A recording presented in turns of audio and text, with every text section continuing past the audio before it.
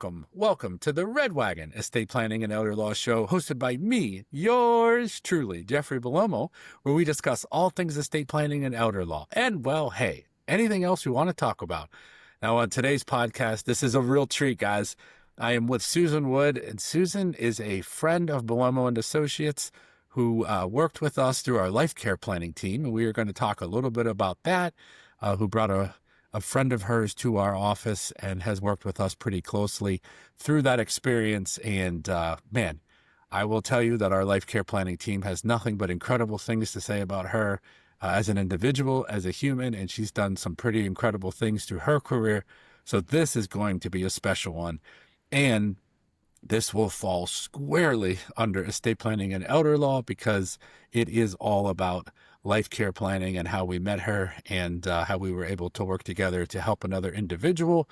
So this is going to be a good one for those of you who maybe have neighbors or friends or people that you're seeing as they're aging and what you can do to assist them. So I've really been looking forward to this. It's going to be a real good time. But before we get into that, as always, I want to do our little disclaimer. Please do not take what you hear from this show or any other show for that matter to constitute legal advice. If you are looking for legal advice regarding a specific situation, please contact a lawyer licensed in the state that you reside in who practices law in the area of law that you are looking for advice in. And once you meet with them, then and only then should you constitute that to be legal advice. This show and any other show should be for informational, educational, and entertainment purposes only, and we hope that you enjoy it. At Bellomo Associates, we educate so that what happened to my family does not happen to yours. We offer free educational workshops on a weekly basis at our office in the pre-planning arena, crisis Medicaid planning, life care planning, special needs planning, and post-death administration.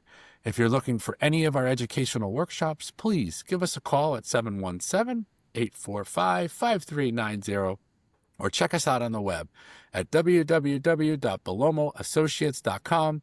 That's B as in boy, ELLOMO, associates spelled out with an S.com. All right. Well, Susan, welcome. Welcome to the podcast. I'm really excited about this one. Do me a favor, introduce yourself, maybe tell the listeners a little bit about you, who you are, your past, and how we ended up meeting. I'm Susan Wood. I live in Mount Gretna. Mount Gretna is a lovely little town where everybody knows each other. It sure is. I retired from a career as an organization development person. My last 20 years, I worked in hospitals, improving work life for nurses. So I worked with hundreds of nurses in hospital, big and small. And then I retired in 2017. So now I'm here, and I had this really nice neighbor who was a home decorator who got old and got in trouble. So I organized some friends to look after her. That's incredible. And I understand that you were with a doctor and with your friend, and the doctor is the one who kind of mentioned you might need a social worker? That's right. She had a fall, so she was pretty banged up. I took her in, and as we finished the meeting, the doctor turned to me and said, "Honey, you need a social worker." And I said, "Where would I find one of those?" And he said, "Well, we have one, but she's very busy, but here's her number." So I called, and I had a consult for about 20 minutes on the phone, which was very helpful because she said, not only do you need social work, you need legal help. So she gave me the lead to Bellomo, and I called them. That's incredible. So for those of you that do not know, one of the things that I'm most proud of, probably, among a lot of things, but certainly one of the things is our life care planning team.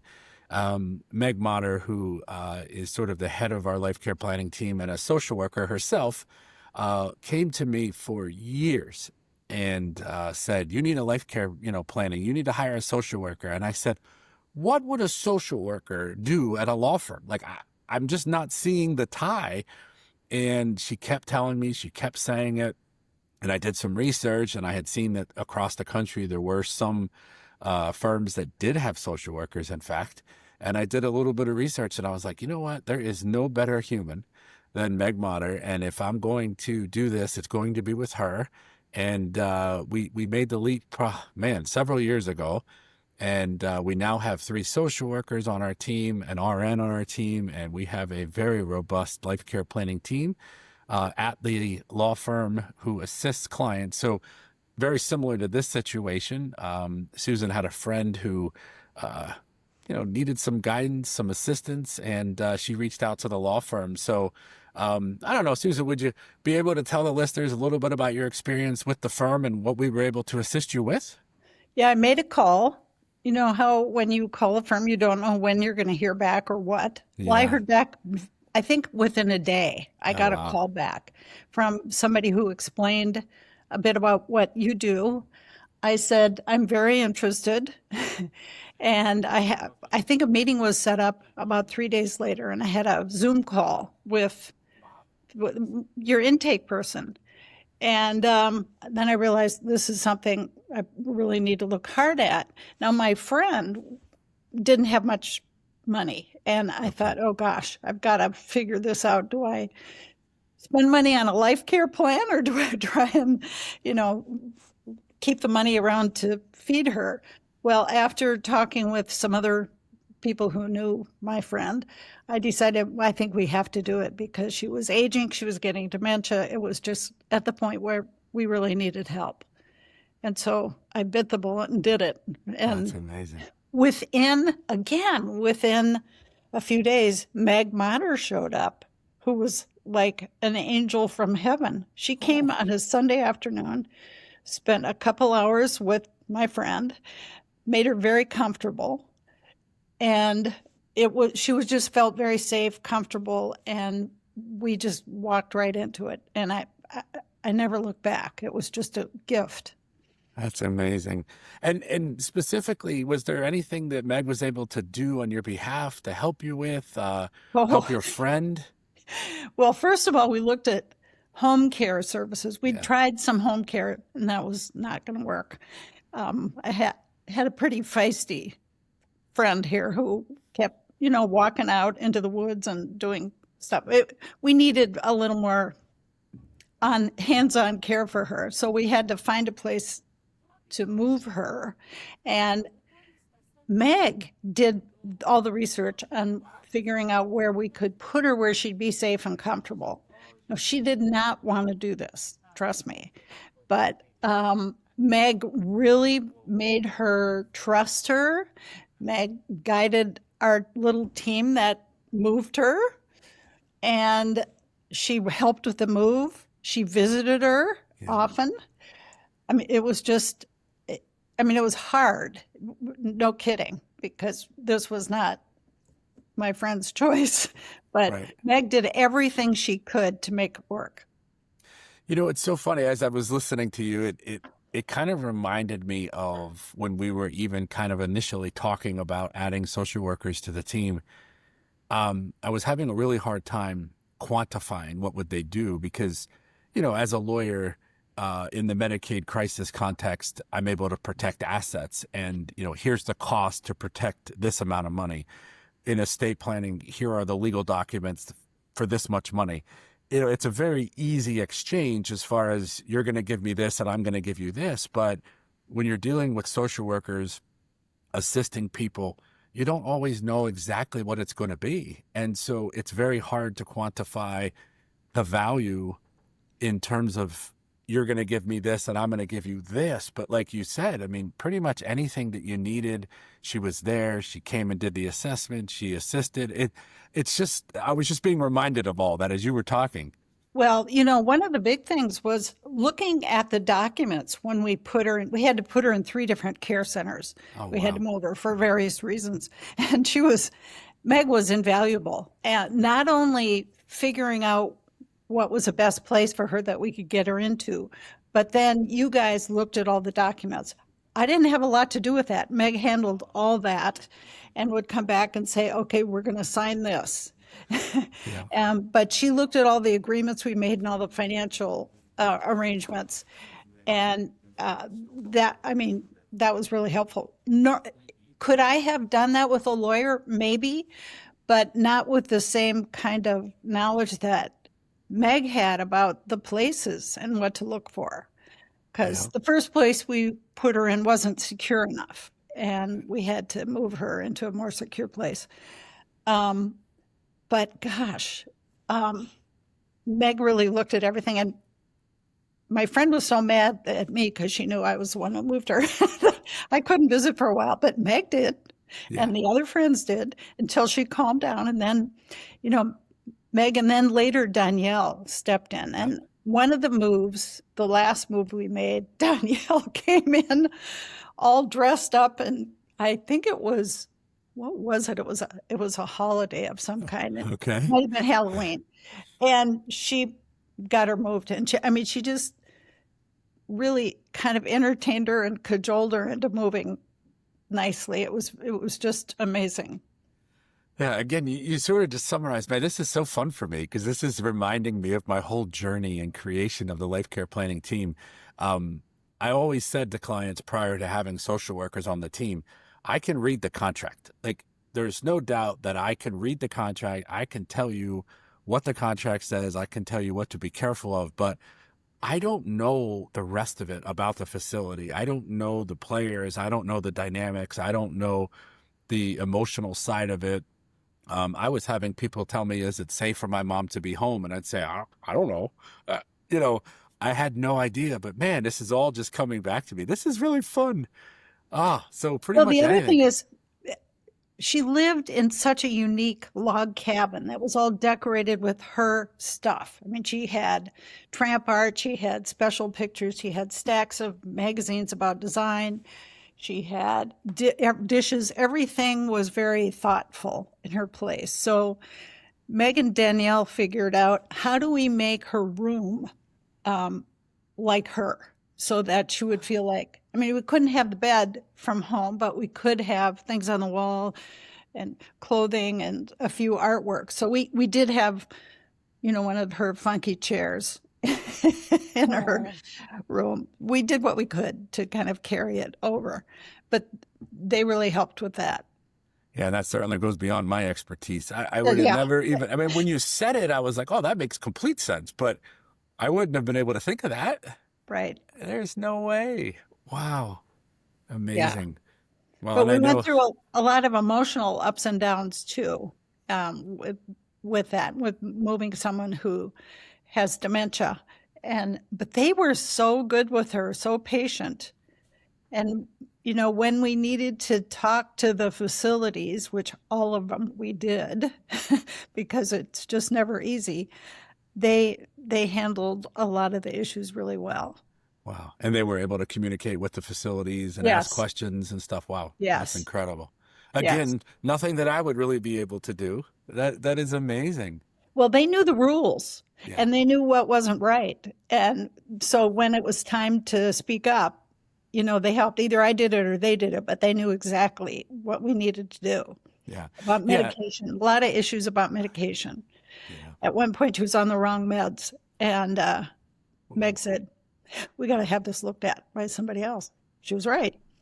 Yeah, and I wouldn't know any of that. I mean, I'm the one behind the scenes who they bring the contracts to. Every Monday we meet, and every Monday we kind of they have an issues list for me, and they say, okay, review this contract, review this, but that is just the black and white of the contract. It is none of the rest of this stuff. Yeah. That's all them. They, I might be the one that's interpreting a contract, but that's about it.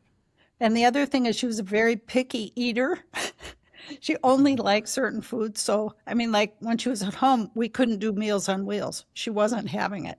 There's no Oh, way. And so, but Meg and Danielle figured out she really liked chocolate milkshakes. And if she wasn't eating anything else, they'd bring her a milkshake and she'd like grab it out of their hands. And she had a lot of milkshakes that last year of her life. oh, good for her. Yeah. Oh, that's incredible. I love It was that. incredible because she'd see them coming and say, "Did you bring me a milkshake?" Uh, Here And it they is. probably did, right? I Yeah. bet you they did some of the time. That's amazing. Oh, Oh, they I did a love that. lot. Yeah. Oh, I love that. That's Yeah. incredible. It was good.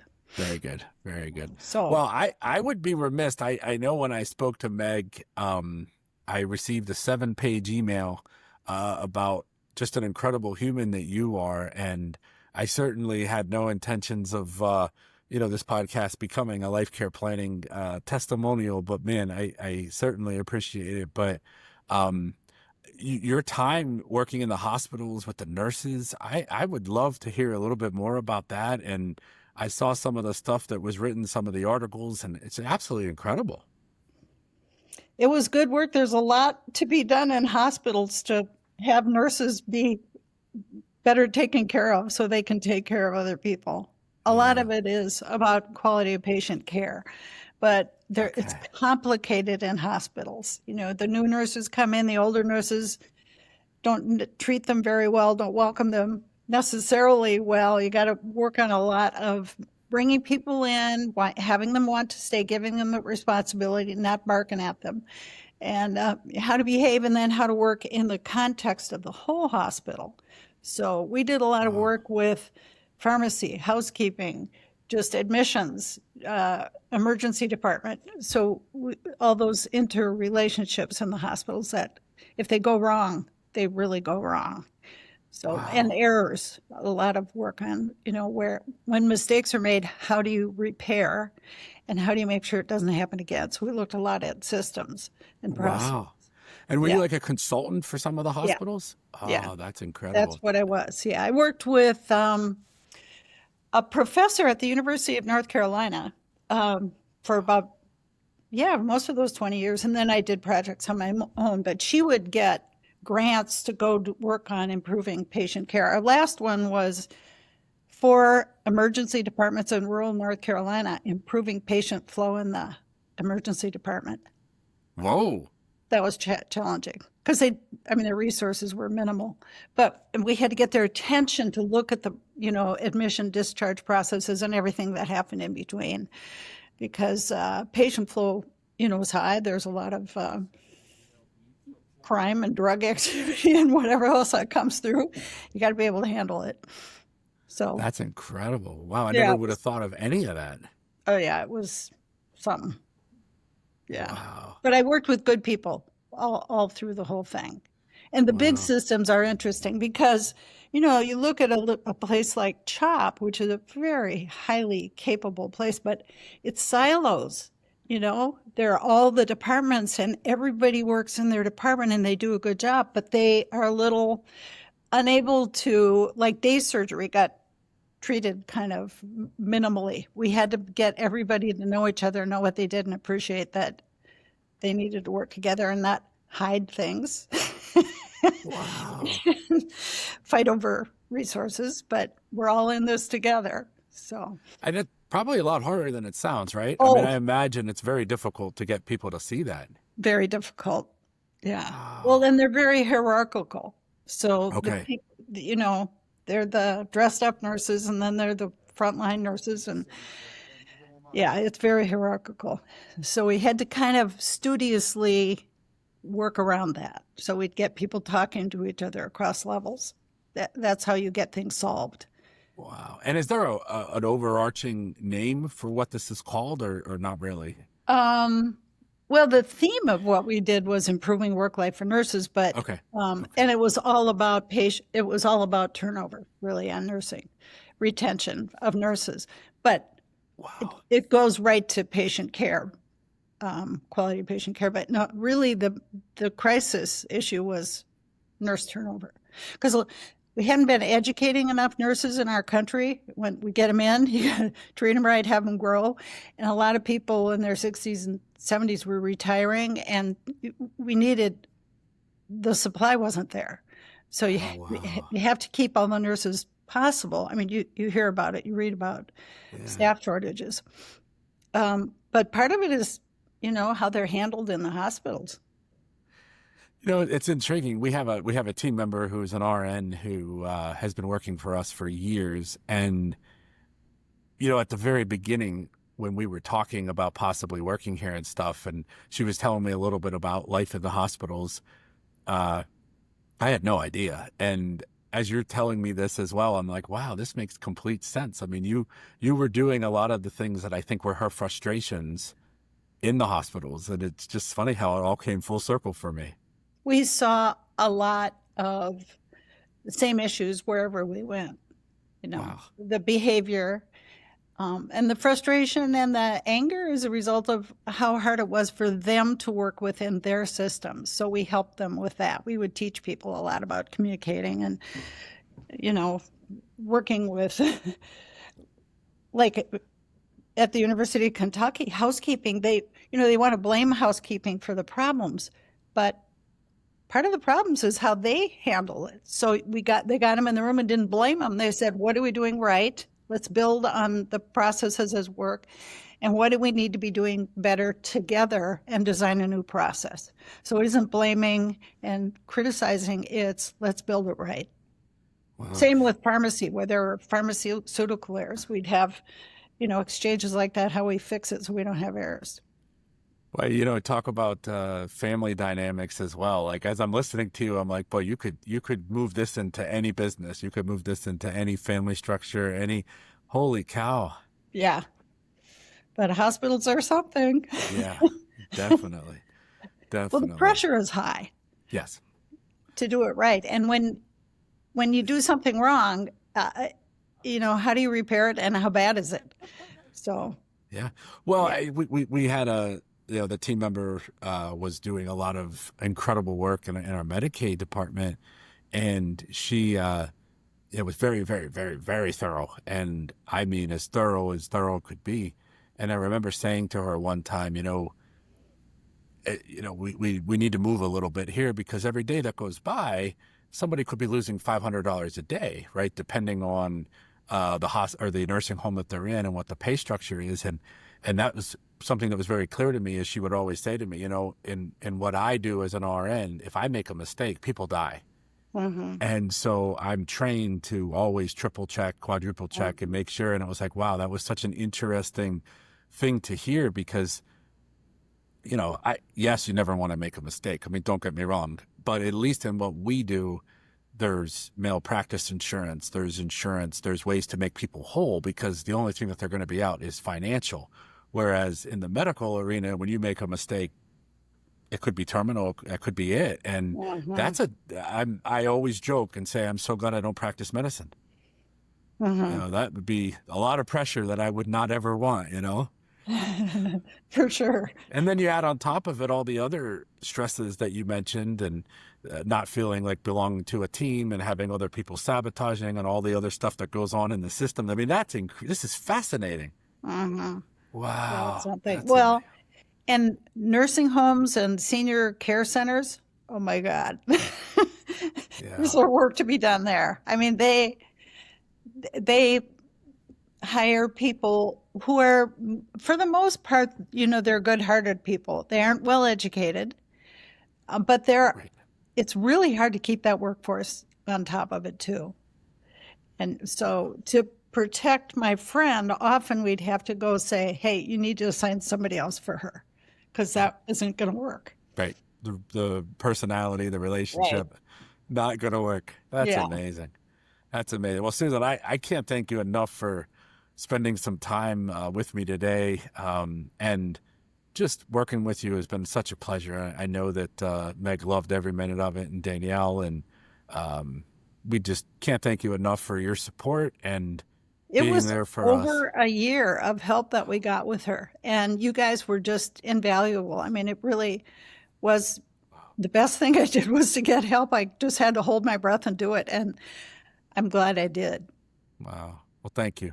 Okay. We really appreciate it. And to all my listeners, if you're listening to this podcast and you have a friend or a neighbor, first thing I'll say is help out, lend a helping hand. Sometimes people do need, sometimes maybe it's just an ear, and sometimes maybe it's more than an ear. Maybe it can be assistance. And if it gets to the point where it's to a point where you need additional help, please seek out those resources, just as Susan did, from social workers or from medical professionals. I always say that, as people age, or just with dementia or other disabilities, we need to look out for each other and make sure that we're there. And you certainly did that, Susan, and you were there for her. And man, what an incredible human you are, and for doing that. And so thank you very much. And thank you to my listeners. for listening to the Red Wagon Estate Planning and Elder Law Show. I appreciate your support. I appreciate your loyalty. And I hope you enjoyed this. I know it was a little different than some of our normal ones where we do legal technical or we have some other guests, but it's always fun to have someone who's worked with our law firm, particularly our life care planning team, and enjoyed the experience. And it was really nice to have Susan here, but also to discuss the consulting work that she did in hospitals with nurses, and totally fascinating for me. So thank you very much, Susan. And You're welcome. to my listeners, thank you, thank you, thank you. And until next time on the Red Wagon Estate Planning and Elder Law Show, we'll see you real soon.